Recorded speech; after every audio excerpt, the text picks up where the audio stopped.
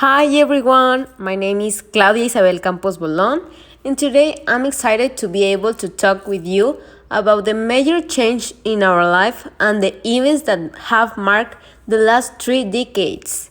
I will begin by explaining some important events of the last decades. The first event that I would like to talk about is the end of the Cold War, which ended with the end of the Soviet Union in 1999. After the economic crisis that resulted from the large acquisition of weapons and the fall of the Berlin Wall in the year of 1989. Another one is the creation of the digital camera. This first photographic camera was completely digital and recorded image to a computer file, record to a 16 megabytes internal memory card, and use a battery to keep data in the memory. As a next important fact, we have the disintegration of the USSR. The USSR recognized the independence of Estonia, Latvia, and Lithuania, as well as the proclamation of independence of other republics, were succeeding, and together with economic collapse, Gorbachev lost authority, and on December 8, 1991, Gorbachev announced the dissolution of the Soviet Union. As the last important event, I want to rescue the creation and design of the World Wide Web, devised by Vannevar Bush in 1945. It consists of a device that will store documents of all kinds that will be concealed and edited through a kind of keyboard with levers. In March 12, 1989, is known as the birth of the Internet and positioned Berners-Lee as a father.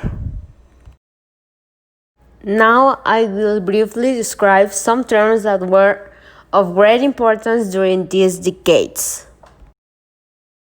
Globalization. Unfortunately, is an inevitable phenomenon that has brought the world closer to the world through the exchange of goods and products, information, knowledge, and culture, which could be defined as a historical process that integrates us worldwide in all areas and has made the world a place every more and more interconnected. Terrorism is a violent form of a political struggle through which the destruction of the established order and the creation of a climate of terror and susceptible, insecure are so in order to intimidate adversaries or the population in general. A unipolar war refers to two or more countries that come together to make some change or to support each other, fight some problems, or fight a battle or other things that can be countries from the same continent or from different ones. The digital age is a term that has definitely come to stay with us and manifests itself through a technology revolution like internet, computers, forums, chats, blogs, the media, etc.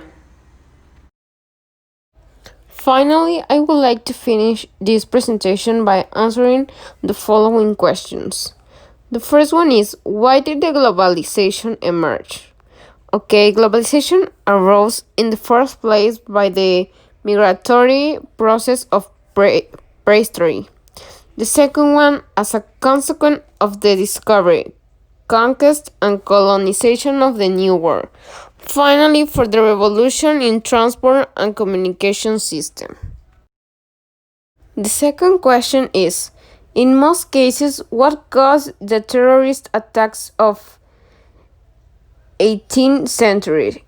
Okay, they put an end to pluralism and the division of society so that they become irreconcilable.